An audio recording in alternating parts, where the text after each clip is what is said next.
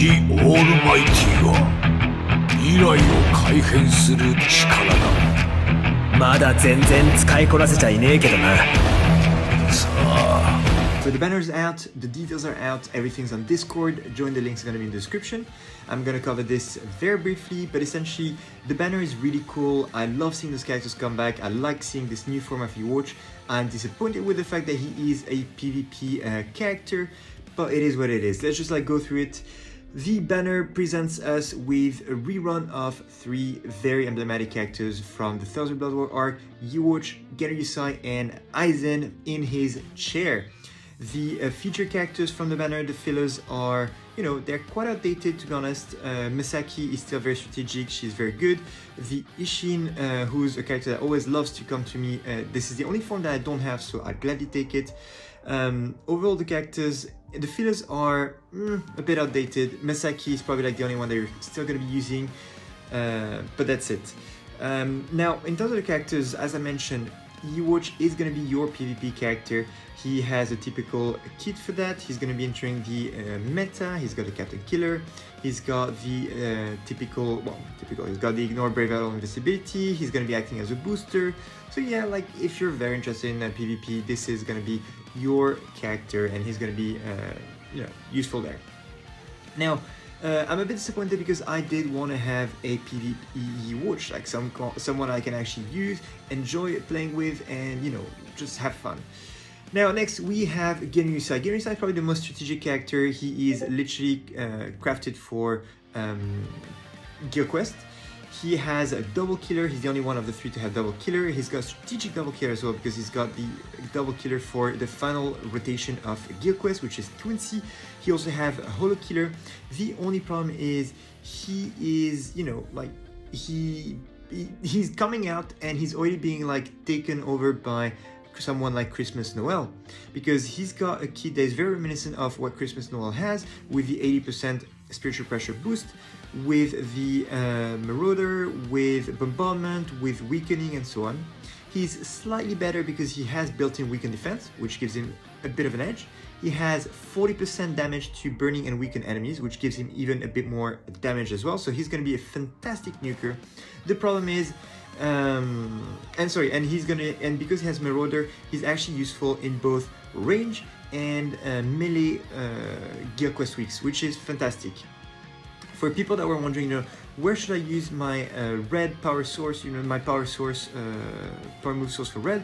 Well, I hope that you guys actually didn't use it just yet, because if you still have it, he is a fantastic contender for that. The only problem is, as I mentioned, what's her name? He is able to take care and nuke 3 weeks of Guild Quest, so the final rotation, as well as range and melee holo weeks. But what's her name? Christmas Noel actually has access to also new efficient Guild Quest for both range and melee. So her nuking is slightly better here. But in terms of damage, he will be doing a little bit more damage. So all in all, I would say that this Genryusai is actually the prize of the banner, especially if you're focused on Guild Quest. His kit, we have the gameplay and stuff, is pretty good, so you're gonna see it. He also has the Spirit +2, meaning that he's got high mobility, and he's got dodge holo damage 50%. So all in all, very good character, very cool, and he's got the shared complete status immunity that has been introduced for the first time in the game by Ichigo 7th anniversary version, which means that he is going to be amazing at supporting the other 2 characters you have in your roster when you're going to be playing Guild Quest. Now finally we have Aizen, and when he first was introduced, I saw 804 attack. I was like, damn it, they made it mad. And I was hoping that he wouldn't be the PvP character of the banner. Turns out it's Ewatch and not him, so that's good. He is basically going to be your very good NAD character for PvE. He's got all the right things in the right place, so he's got the 20% normal attack damage soul trait. I wish he had 25, at least some sort of boost. It's okay if he doesn't go to 30. He's got the gauge effect, and yes, I've learned how to pronounce that word because I used to say gauge, which is completely wrong. So he's got a gauge effect, which grants him a 100% bruiser, and from what we've found out, basically that means that it just doubles the normal attack damage, because the same applies to the strong attack with Oryu, so this doubles his normal attack damage. The only problem is, Just like Oryu, he fills up his gauge with the same mechanics. So NAD counts for 1%, SA1 4%, SA2 8%, SA3 12%. And then the special move is like 25% or something. So it's gonna take him a while to fit it up. I wish they did like a double for the NAD, but this is what it is. He's immune fire, he's got read all affiliation dodges. Wait, that actually might be a little like typo there. I think it could be like no affiliation unless it's read all affiliation dodges, and if that's the case, that's actually quite good. That means that he is gonna be the perfect character to use in all those annoying quests where you have like those dodges from characters. So actually, if that's what I think it is, I am all in for that. He's got Sprint Person as an innate skill, that's fine. 40% bruiser, and doesn't have any berserker, because otherwise it would be a little bit too much, I suppose. Actually, no. So he has 40% bruiser, meaning that he's got an innate 60% NAD boost, which is great. And then you double this when he activates his gauge effect. He's got Flurry +1, he's got debility 5%, he's got Enhancer, so he's gonna be a fantastic boost, a fantastic support character. Poise, and then he doesn't have, you know, Marauder or Sharpshooter. He's got Guard Break plus hit hidden enemies, which is the silly skill that KLab has introduced. But at least he's got the hit hidden enemies, we'll give him that, and the Guard Break, which is brilliant. He's got Multi-Barrier +2, so fantastic support. Status Element Attack Boost plus 80%. So he's going to be a bit like the old Cura that introduced the Status Element Attack Boost 80% for the first time. That's going to be really cool to see. He's going to be fantastic in Guild Quest as well. His killer is a Rancor, so he's going to be an amazing character to have there. And then he also benefits from a strong attack recharge 30% as part of his gauge effect. This is a flat 30%, so as soon as you fill the bar, boom, you're gonna get like almost, you're gonna get some recharge on that boost move SA2. And then he also has increased status element chance against speed attribute enemies. And it's great that it's speed attribute enemies and not just like certain affiliation. That means that any speed enemy he's gonna go against, he's gonna benefit from this. So really good. Overall, the Aizen is giving me a Spirit Society all Cura vibes, but on steroids. The Genryusai is giving me fantastic, like I'm very happy with the Genryusai. So honestly, I might have been a bit more pessimistic when I saw the video, but actually it's a good banner. It's not anything broken, it's just that they've given us some great characters. That's it. Not completely broken, although one might argue. But yeah, listen, I'm still figuring out what I think about the banner. Only thing is, why would you give Yewatch that treatment? I'm sorry, like, a guy didn't deserve that. Anyway, gameplay-wise, I would encourage you to see it's all on Discord, but it's also being uploaded on KLab's channel. There we go, let's just like see a quick peek. This is Aizen with all his things. He's not sitting in his chair in that form, which is interesting. What else? Yeah, so your typical range character. He's got a fast activation on his NAD, which is good. Tuk.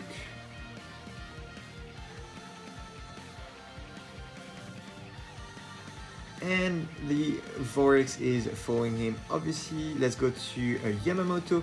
Yamamoto's got an interesting kit. I'm happy with the way they've done him. His SA1 is a beam. Yo, come on, check it out. Okay, SA1 is a beam, but it kind of reminds me of Speed Yamamoto's beam, and I'm not a big fan of that one, so we'll have to see. SA2 is the crawling vortex that first explodes and then moves around to chase the enemies, so very happy with this. This is going to be very useful, especially given the fact that he's got this 80% spiritual pressure boost. His SA3, which is very interesting, is actually his special move from the second version. So like this is the special move from Tech Yamamoto that's been turned into a strong attack, which is really cool to see. And then you watch, he's got his cool model when he's in release form, full standing form, whatever. And yeah, he got the PvP treatment. Sad here, but it is what it is. Let me know what you think in the comments below. Don't forget to subscribe if you're new, and I'll see you next time. Tchuss! Alors, on a enfin toutes les informations sur le portail. Je vais vous donner mon petit avis en 2-2. Joli portail, que je ne m'attendais pas à voir forcément, avec 3 personnages qui reviennent, le Yewatch, le Aizen, j'allais dire le Aizen et le Genryusai. Alors, là où je suis juste un tout petit peu déçu, c'est le fait que le E-Watch soit le personnage PVP. Bon, après, aucun des trois, je ne sautais les voir en tant que PVP, un personnage PVP. Mais quoi qu'il en soit, c'est un petit peu dommage parce que le Juhabaha avait déjà eu le traitement PVP la dernière fois pour le round 5 des TYBW. Et là, Caleb nous refait un petit doublé et nous le remet en PVP.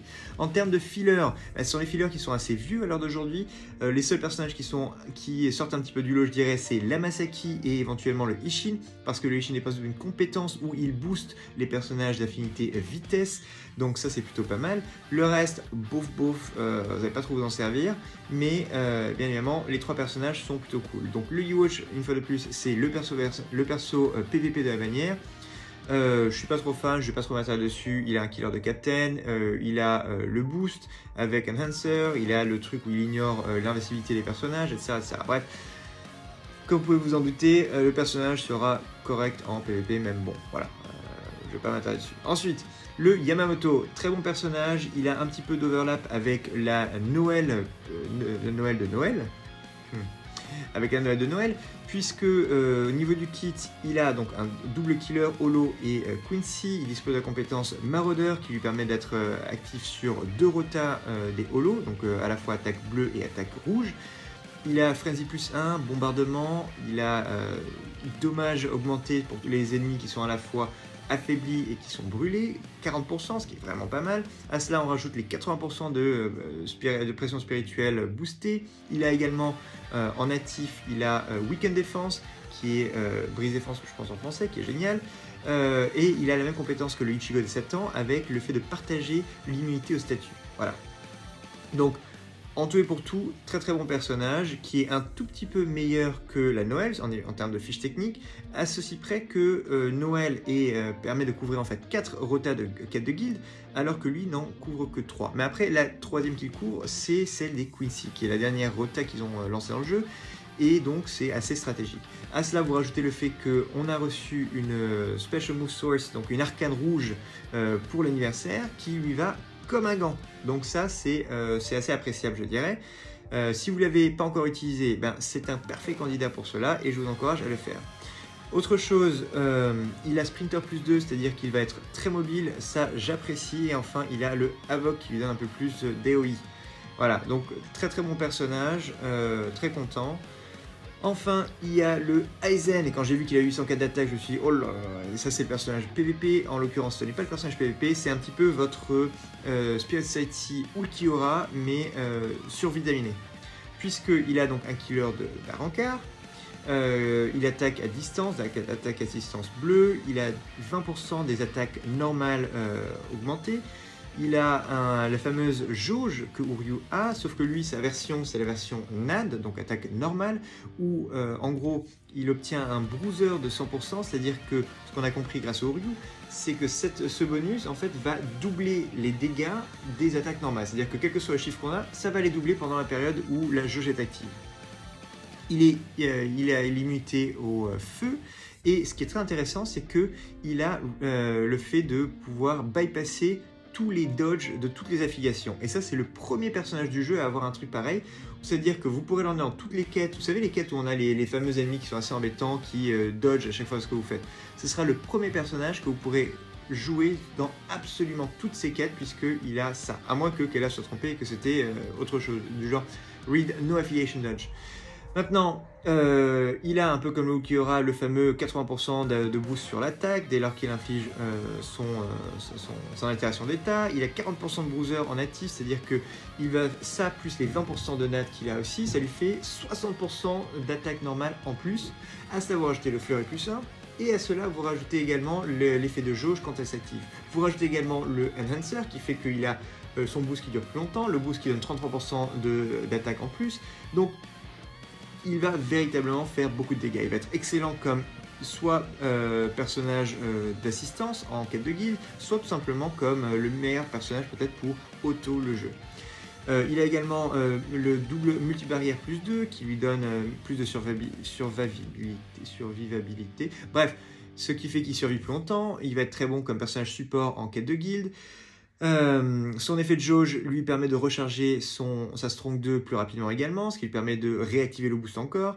Il a davantage de chances d'infliger les incitations d'état pour tous les personnages, tous les ennemis vitesse, et ce n'est pas lié à une affinité, c'est directement tous les ennemis vitesse, qui lui donne encore plus de chances de l'infliger, ce qui est excellent. Et voilà, donc honnêtement, très très bon personnage, voilà, les portraits individuels sont là, le gameplay, c'est disponible sur le channel de Discord, enfin sur le channel officiel de Bleach Souls, on l'a également sur Discord si vous voulez le voir. Le Aizen n'est pas dans sa chaise pour le coup, bon, c'est ce qu'il est. Hein. Ses attaques normales sont assez rapides, je trouve, donc c'est plutôt pas mal.